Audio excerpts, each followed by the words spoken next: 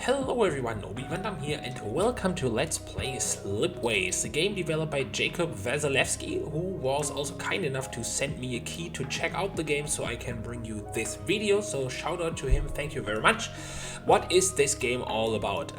We are basically creating a trade network between different kinds of planets, and that's basically it. There are a lot of quirks about the game and a lot of there's actually a ton of replayability because every galaxy that you play in is procedurally generated, and you can do tons of runs without ever encountering the same situations twice.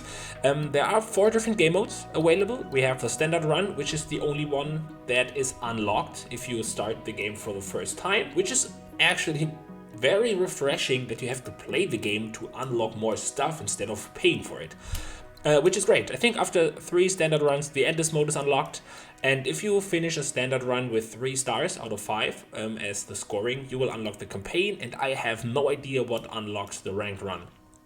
At some point it was just unlocked.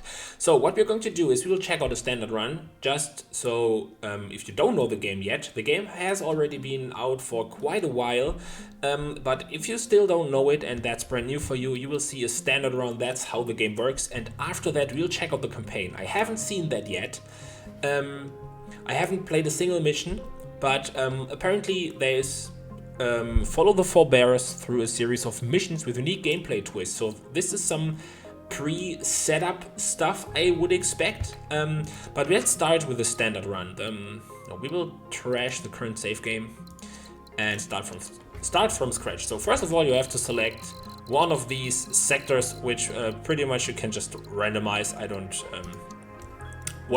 know if that makes any difference.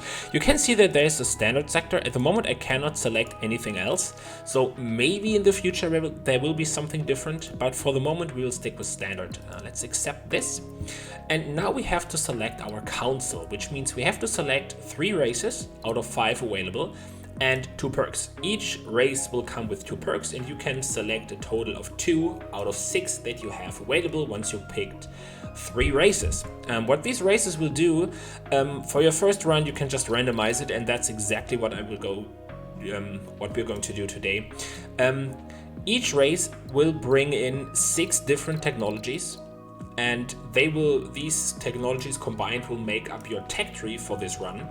And then each race, as I said, will have 2 perks, and you will get to select 2 out of 6. So you can select 2 perks from 2 different races, and that's basically it. So we will keep what was selected first. One of these is 3 times per game you can invent a technology from any tier, so that's basically free research. I think that's pretty nice, and each time you deliver minerals you gain 10 credits. That's also good.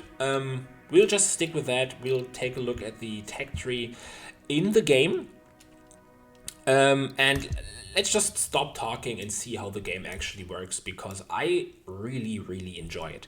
So this is some kind of wormhole where you start your journey, and you can see there are these signals on the map, and each of these signals represents an object in space. It can be a planet, can be an asteroid, an abandoned research facility, and the first thing you need to do is you need to scan those.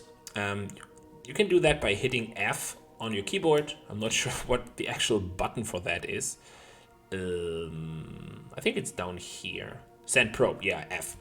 And this will reveal what's behind these signals.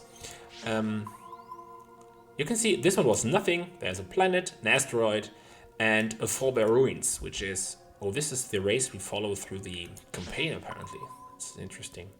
Okay, so let's just finish by unlocking everything so we know what's going on. And you can see in the top right we are now already 6 months in.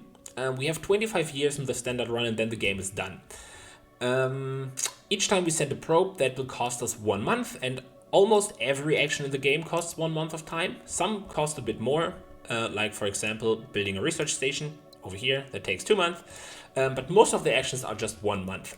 And yeah, every time 1 year passes, you will get your your resources, you will see we have happiness, science, and wealth. Happiness is something a bit special. We'll talk about that in a second. Science is just used for, well, technology. You can see there are all the technologies from the different races that we can unlock. We'll take a look at that once we actually have science.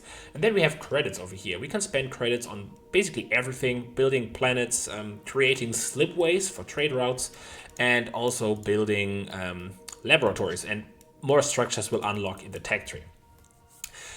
Happiness is just the overall happiness of our empire. If this reaches 60%, we will lose the game. And also if we run out of money, we will also lose the game. And that's basically it. So now, how does the game work? You can see we have different kinds of planets over here. We have an Arctic planet, we have an Earth-like planet, we have a primordial planet, mineral planet, an ice ball, remnant planet, ocean, and so on and so forth. And now what we need to do is, you can see that each of these planets has different kinds of colonization options. So if we want to colonize this planet, we can colonize it as a hive world, as an agro world, or as a Gaia world. And this will result in the planet requiring different goods and also producing different goods. The production starts immediately. So once we establish this world as a hive world, it will produce 2 population. Which we can then use on other planets. For example, on the primordial world, this one accepts population to build, this is algae, I think, and that is water. And by colonizing the planets with different options and then creating trade routes between them, we can then set up trade networks or trade loops, so that at the end, every planet is supplied with the resources they need. So let's start by doing just that. The first thing we need is usually a world that produces population. And the Earth-like planets are, well, Earth-like planets are usually the starting point because they produce everything that or the basic things you need to grow your empire, which is, well, population. Now we need a resource, now we need food. So for example, we can get food from here. If we provide algae and robots. Robots we can supply from a forge world over here. Yeah, by the way, if you right click on one of these options, it will pin it so that you can pre-plan your network. It makes things a lot easier. Okay, so now we have the robot world, and what we need is minerals on that planet. Minerals we can get from here, but then we need to bring people to that world, which is not so easy because we cannot cross Slipways. So we cannot connect this planet to this planet for multiple reasons. First reason, distance is too large, and second reason, it would cross this Slipway, and that's not allowed. We could get people from here, like this. That works, and also we can bring minerals back and forth between these 2 planets. So this is a 2-way trade route, you can see that already. But then we are still lacking algae on this planet. Can we produce algae somewhere around here? No, we can't. So maybe that's a bad idea. If we remove that, let's see, we can make algae on this one. And we can bring people from here. So yeah, you can see this one should work. So now we have a complete circle. We will produce algae and water on this planet. We will produce food on this planet. Yeah, that works. Let's just build that out. So we will start on the Gaia world, this one. So you can see now we have established this. You can see these biomass and water is glowing, or is light. What do you call it? It's filled out. You can see these resources are not used yet. And you can see this one is grayed out, the people, because this is not met yet. And because this is not met, you can see that we have a colony that is struggling. Struggling colonies are all established planets start as a struggling colony until you provide them with their basic need. And you can also see in the top right corner that this gave a hit to our overall happiness. We get 1% reduced happiness because of the resource shortage. That's this one. We will then get -2 because this planet does not export anything, which is also not good for their happiness. And you can see the shortages is getting worse. That means that each year that this shortage is not fulfilled, the resource shortage modifier will increase by -1. I think this can go up to 8. So if you do not fulfill this need for 8 years, your overall happiness for Phoenix 8 will be -8. And yeah, that's what we need to fix next. So we will now go back to the chain and establish a colony on the ocean world. And now we can connect these two. And you can see this colony is now established because it has a trade route and their basic needs are fulfilled. You also saw this new task available pop up, I think. Once we established our first colony, the council will start giving us tasks. You will get 1 task of each of the council members, and you can select 2 of these. And once you fulfilled both of these tasks, you will receive new ones. You cannot take new tasks until you fulfill 2 of those. What this will give you is, first of all, it will give you some bonus points. I don't know what this is called, this icon, but this will give you bonus points in the end. So the more tasks you fulfill, the better. And also, once you take a look at the Fallbearer ruins, you can see this, connect the planet with idle workers on it to explore. If we explore this, we have multiple options what to do with these ruins. And that's also, some of the options are only available if we fulfilled tasks for these people. And also increasing the level of the council will give us some bonuses, which, as I said, there's a lot to this game. On your first start, don't really bother about it. You can win a game by just having no struggling colonies and you will be good. This might not be your best run, but you will win and not lose, and that's important, and then you can just get continuously better. As I said, I placed about, I think, 3 or 4 of these standard runs, and I haven't even started optimizing anything yet. Just getting everything to work, and that's already hard enough. So let's take a look at the task. Improve your yearly science output by 3. That's always good. Get 1 more mineral producing planets to successful. A successful planet is if you fulfill, you can see here the next level is successful. So after an established colony gets more import, or gets 2 import routes and 2 export routes, the planet will be successful. And let's take a look if we can. Oh yes, we can make a remnant planet successful by providing wait a second. By requiring 2 minerals and providing water to it. I'm not sure if we can reach this. No, this planet cannot reach it. Not sure if that makes sense. What's the other one? Establish new trade routes for 6 different resources. Yeah, I think that's fine. We'll take these 2. Accept that. Some of the options for colonization, I'm not sure if the remnant planet has one. I think primordial planets have these. Or swamp. Yeah, this one. The breeding program. You can see on level 2, you will have 1 input and 3 outputs. So on this planet, you cannot do 2 import routes and 2 export routes. I'm not sure if that means you cannot create a successful planet over here. Maybe the requirements will just change. I don't know.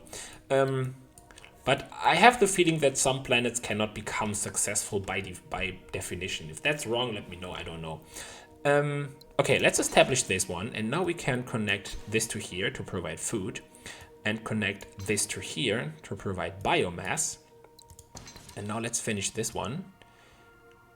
Like this. So now we have a 2-way trade route right here. And you can see, because this is now a level 2 planet, this now produces 2 ores, which is great because we need the second ore over here. And let's connect this. So now we have 5 planets, all of which are established. No more struggling colonies. We are still sitting at 99% because we have 1% unemployment, and unemployment is just simply basic workers or people that don't have anything to do. So we need something for these people to do. But before we do that, I think it's time to go and scan a little bit. That's usually my gameplay loop.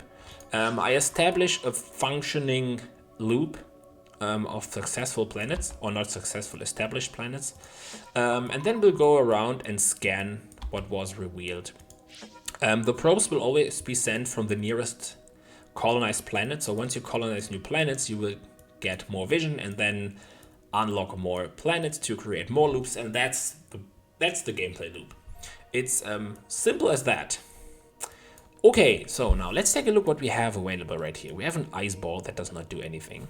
We have this remnant planet, which will this one will get our people export from right here, and then it could provide recycling operations, which will give us some microchips, robots. Oh, this would be nice. If we can make this a scavenger world, we can take the people from here, and we can take the water from here, you can see for level 2, and then we'll have 2 robots. And robots can go into the forge world. And we have 2 forge worlds right here. So this forge world can then make goods. Oh, I like this idea. Take a look at that. We'll make this into a goods factory. Wait a second. We'll make this into a scavenger world. We can then, if you hit Alt, you can see and hover over a planet. You can see all available trade routes for this planet. We can then make this forge world into a goods factory, producing goods for this planet, and this will make this planet successful. Because I think, yeah, it only needs this additional resource. It already has the correct amount of trade routes. And that's it. That's a pretty simple loop. Let's do that. 1, 2, 3. Here we go. First successful colony, and we also finished this task over here, which is nice. So now what are we going to do next? We can provide the water to here, and if we now find a way to use this robot, we will have another successful planet, and that's actually pretty good. The only chance would be to use it over here and produce more goods, and I'm not a big fan of that.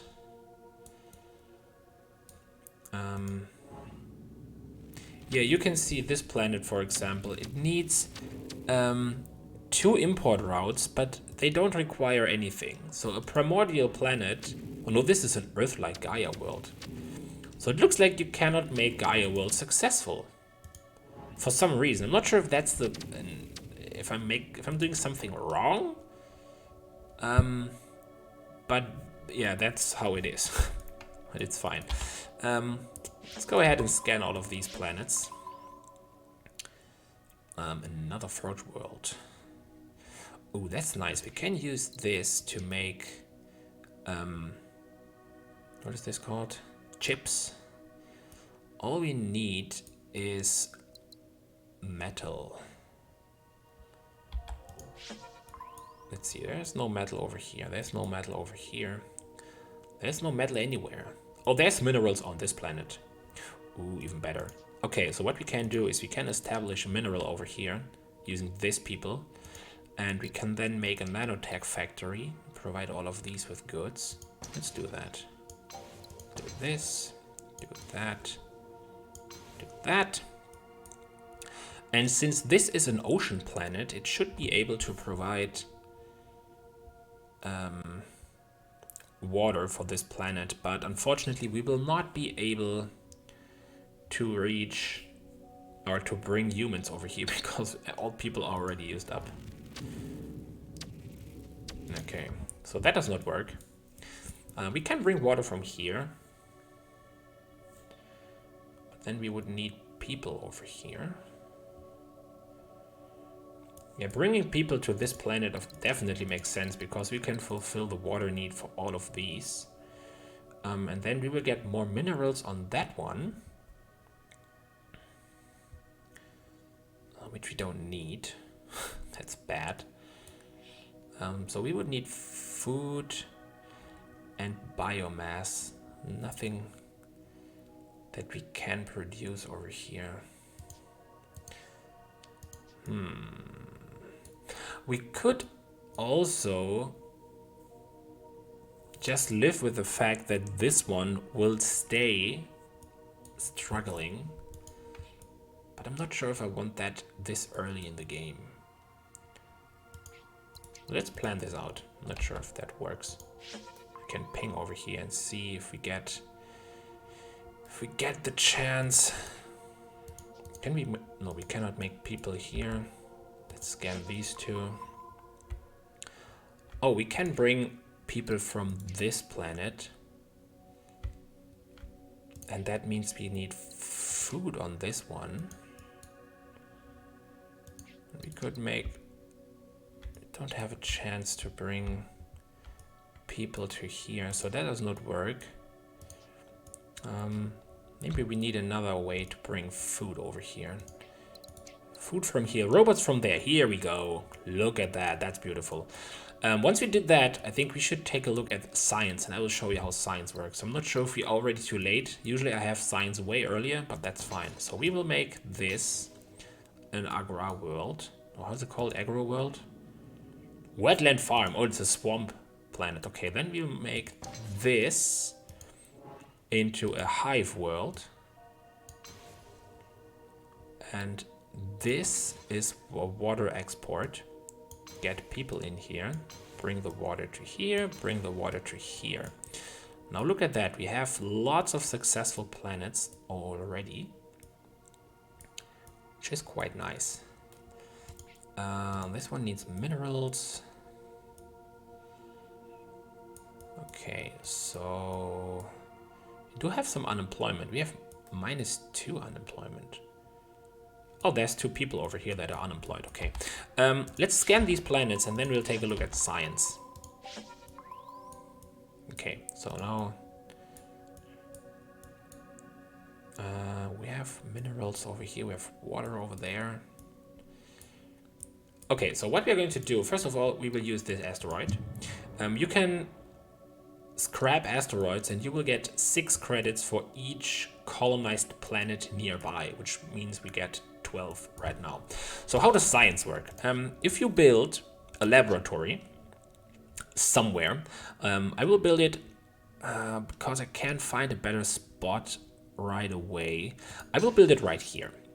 And then what you need to do is you need to connect it to a planet exporting people, and you need to connect it to a planet exporting goods. In this case, we will take this one.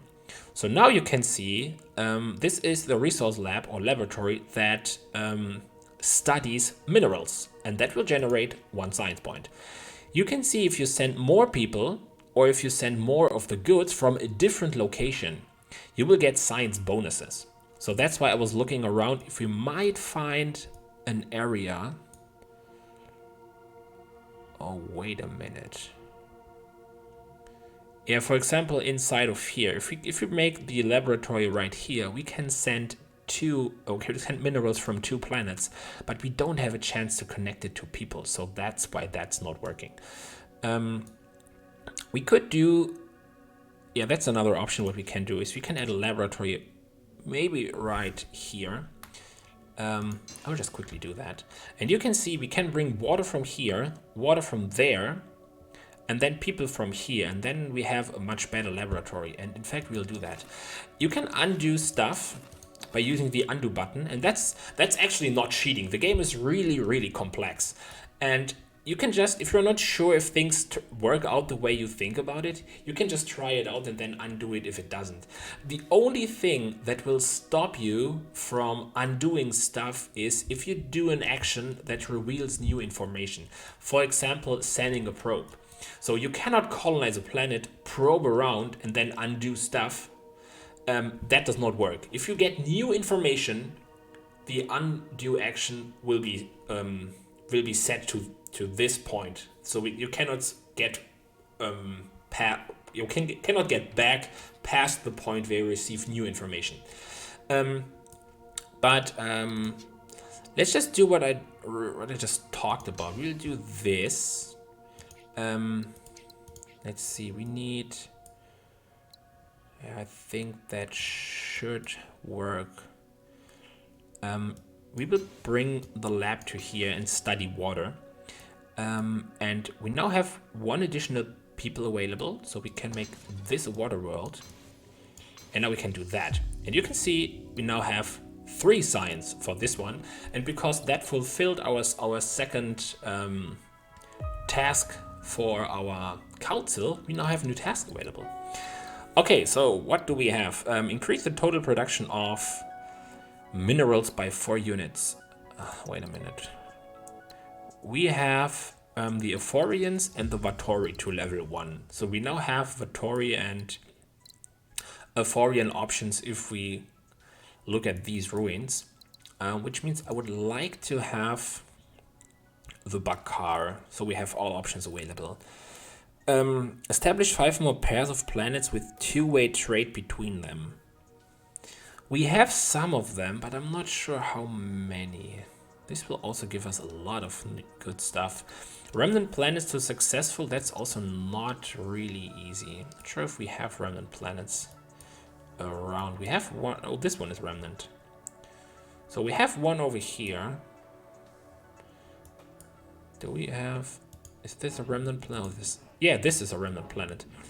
And this only needs an export for robots, which we can bring to here. Or maybe even... No, not to this world. Yeah, we have an option to bring it over here, so maybe that's a good idea. Let's do this and this. Accept these tasks. Okay. So, with the remnant planet... yeah, we have a remnant planet, but I'm not sure how we can bring this to successful at all. Maybe that was a stupid idea. There's more remnant planets over here, though. That should work. We also have a ton of water right here. So establishing colonies... that... Yeah, settling remnant planets is now a pretty nice idea, because on level 2, remnant planets always need water. I think the same is true for arid planets. There's another remnant over here, so this also needs water. The Arctic planets, they need goods. We have food over here, which we cannot bring to this planet because there's something in the way. That was nothing. That's bad. Okay, there's a primordial planet, another primordial planets. Primordial planets are not really interesting. They always need people or biomass. And this was no, this was an Earth-like. Okay, maybe that was a bad idea over here. Minerals. Yeah, food near Forge World. That. Providing food near Forge Worlds and Primordials sucks. So maybe we will not expand in this general direction. Let's see if we have something over here. Oh, we can unlock science. Deep drilling. Mines on mineral planets produce an additional mineral and yield 30% more income. What else do we have? Xenotourism. Unlocks tourist resort on Earth-like jungle and ocean planets. People for money, that's also good. Solar farms on arid and desert planets. That's something that I really like, because most of the time I have struggled to actually use my chips that I produce. So problem is we don't have an arid planet in the vicinity. That's the jungle. There's a desert in here. Yeah, that would be awesome if we could bring chips to this desert and then use the electricity to provide anything with goods. So maybe what we can do is we can make... Oh, wait a second. Okay, this will be the final thing for today's episode, but it will be awesome. Okay, we need 2 successful remnant planets. If we make this a goods factory and bring this bot over here, this remnant planet will become successful. And what that will do to this colony, if you look at that, has to trade with 3 other planets that are successful or better to make this prosperous. And that's the highest level for a planet to be. So a planet needs to be successful and then have trade routes with 3 other successful planets. It already has trade routes with 2. So if we make this one successful as well, we should get a prosperous planet. Yeah, look at that. And they will create a ton of income. Look at that. It produces 27 income. And it also produces 3 happiness, while a successful planet only produces 1. So that's awesome. We now have this, and now we have goods available, which we can use for I don't know what. And also there's a ton of more planet signals to unlock. Most of them not really useful. Let's take this one. Usually you don't want to scan for a single planet. You can see I cannot undo that. Because yeah, having a single planet unlock is usually not worth 1 month of time. But yeah, this is how the game evolves. You can see we already have a pretty nice empire, but we have 18 years left. Lots of tasks to do. Thing is looking pretty good. We are lacking a bit science, so we could use some more science. Maybe this is something we'll work on in the next episode. Thank you very much for watching, and I will see you next time. Goodbye.